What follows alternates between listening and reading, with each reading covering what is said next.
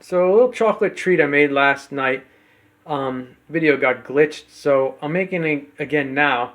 And I'm going to do this real short and brief and show you what I got here and how I did it. And that gives you an idea of what to do with it. It's a really unique thing. I came up with it because of vegan cheese that I made. So see that stuff called agar? I guess you can see it. They use that for vegan cheese, and I just had this thought about, I wonder if I could do like a dessert with it with chocolate and stuff. So the first time I did it last week, 2 weeks ago, it came out too like cheese texture. So when I did it last night, I cut it down because I figured I knew what the issue was, and it came out really good.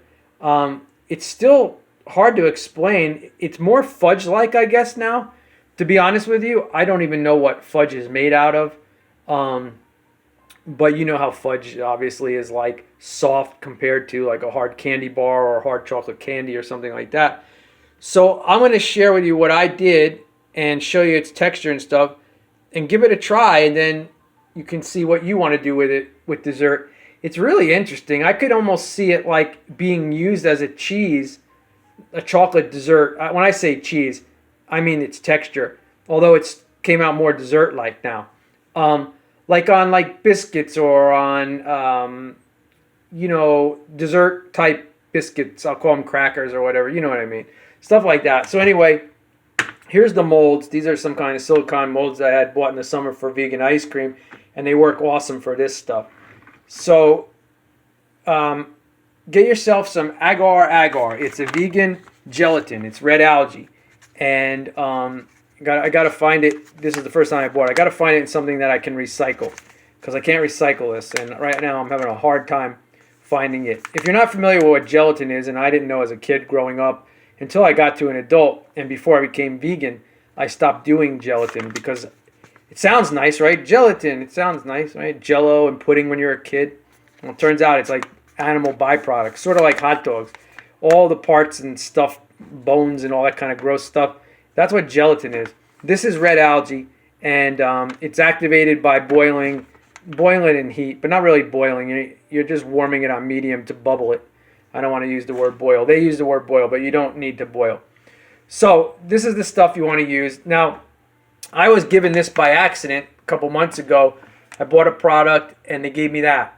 And so I kept it and had to reorder the other product. This is what I normally use because it comes in a number 1 recyclable container. I used to use this years ago, and it's excellent, but it doesn't come in recyclable. So don't buy that stuff. Buy something like this. I found this online on Walmart last year.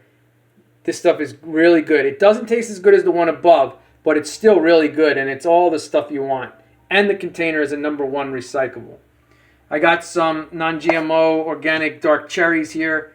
The blueberries aren't organic, so wash them real good if you don't. You should wash them anyway, even if they're organic.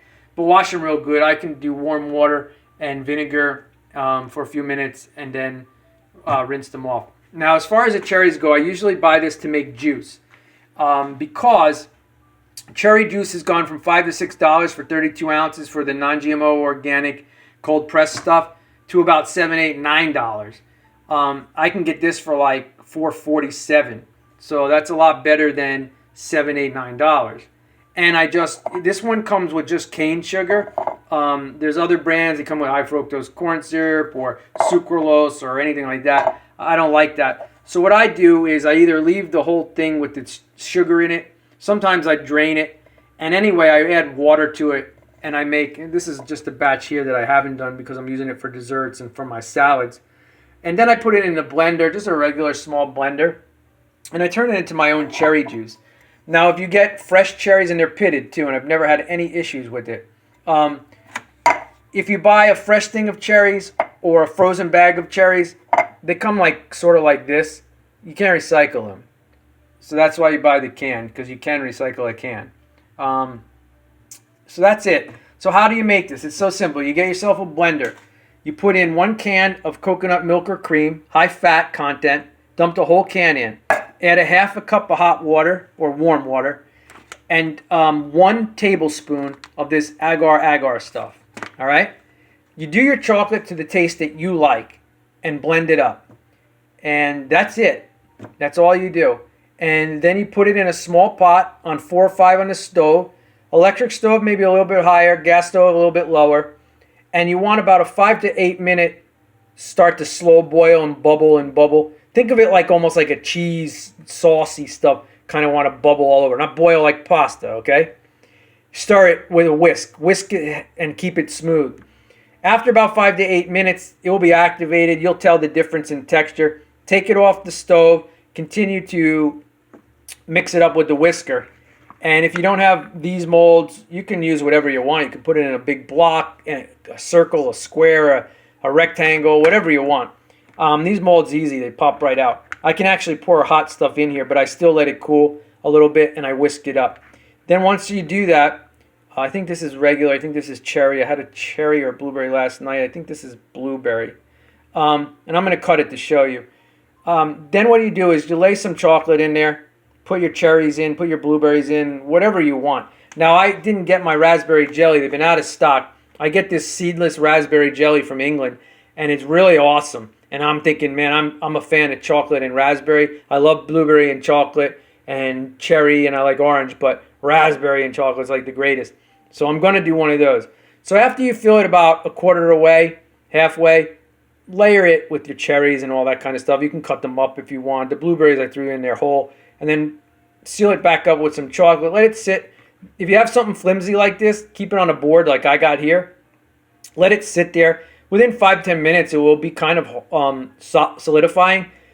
Put it right in the fridge. Let it sit in the fridge for like 20-30 minutes. It will solidify more, and it will chill up, and it'll be cold. All right?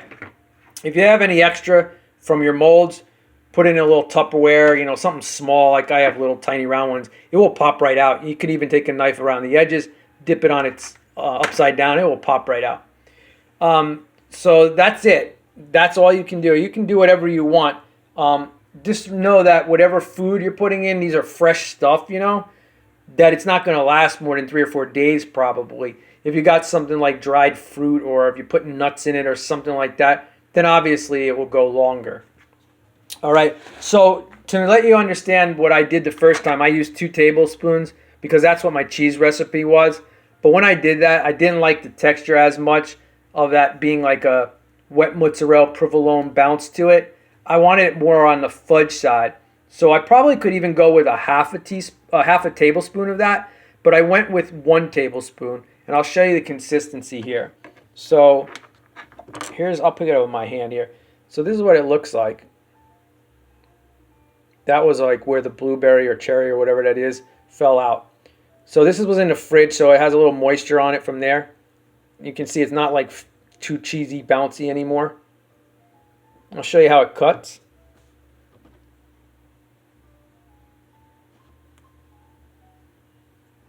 And like that. The camera doesn't focus all that well. Let's see. There it goes. So you can see it still has a little bit of that wetness to it, like that wet mozzarella. And it will still have like a little bouncy cheese to it, but watch. See, now it has like that fudgy pudding-likeness to it. Is that right? Maybe? I don't know. Let's taste it again. Now, I haven't tasted it yet since it's been in the fridge overnight. It's good. I don't know what to call it. Whatchamacallit too. I have no idea what it is. I think this is the cherry one. So I'm thinking like sliced on, I'm not English or anything, but I don't even know offhand, but I've seen in the stores over the years, like biscuit type dessert crackers or pastries. Maybe even cut it or have it side by side with like a pound cake or something. Let's see here. Oh, that was blueberry too. Maybe I did 2 regular. Let's see, is this cherry? Maybe I didn't. Maybe I only did 1 cherry. I thought I did 2. That was blueberry, right? Yeah, that's blueberry too. Oh, darn it. Maybe I did. Oh, so I must have did 1 cherry, 2 blueberry, and I ate the cherry last night. And then this is just the regular one. Here's the cherries, what it would look like with that in it. Yum. So as far as the texture and everything goes, you'd have to decide if you like it.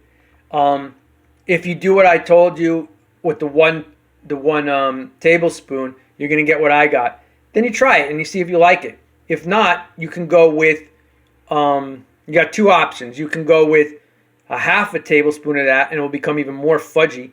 Or you can add more of this. Oh, I forgot my secret ingredient. Hold on. Here's my secret ingredient.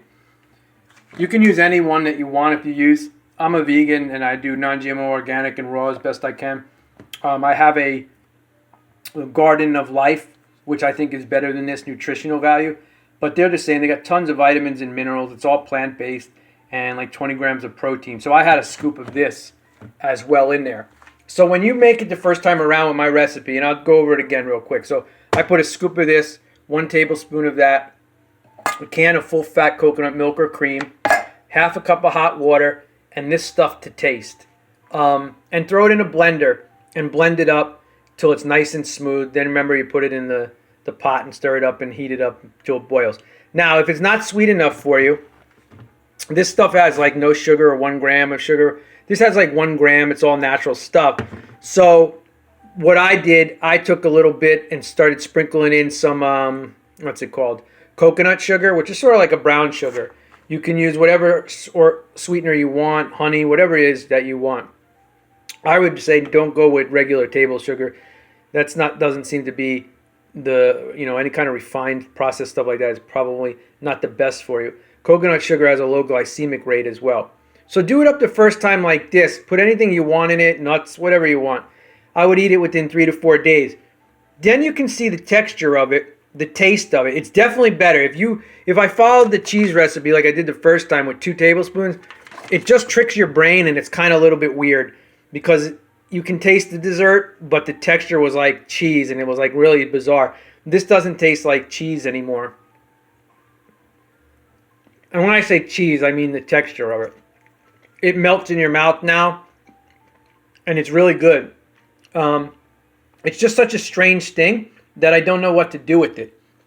Like, I don't know. I can't see it with ice cream. Maybe cut it and layer it with some pound cake and drizzle some cherries and cherry juice over it. Something like that. I'm not fancy, but maybe you can take this kind of structure before it's hardened and, I don't know, pour it inside a pastry or a cake that gets baked or something. Might be able to do something like that. I don't know. I'm not a baker and everything. I just come up with ideas off the top of my head. I was making cheese and thought of this. I can only tell you it tastes good. Hey, soil gnat, get away from there. I have indoor farming and gardening, and once in a while they want to come by the kitchen. So like cold over a biscuit, pound cake. Maybe I know what I could do with this. Slice it up, boom, boom, boom. Slice up some bananas. Even put some more cherries and blueberries down, and then with a fork, kind of go boom, boom, boom. You know what you could do too? Get a can of that, put it in a bowl, get an electric whipper, add some raw honey or some coconut sugar or whatever it is you do, and whip it up and make a nice little whipped cream. So now on a plate, got these cut in layers like this, right? Then you got fruit. Maybe you got some banana, maybe you got some berries, maybe you got some strawberries, maybe you got some cherries, and then you got a wad of the whipped cream. And again, it's easy. You just use that. Don't use any liquid if it's in there. Just use the cream part. Whip it up with some honey or some sugar, and you make a nice whipped cream. And then you could do that. I still think pound cake would be really good too with that. So that's it. It's simple and easy. And you could do, like I said, I'm waiting for the raspberry jelly because I'm imagining this with raspberry jelly throughout it. And that to me is awesome.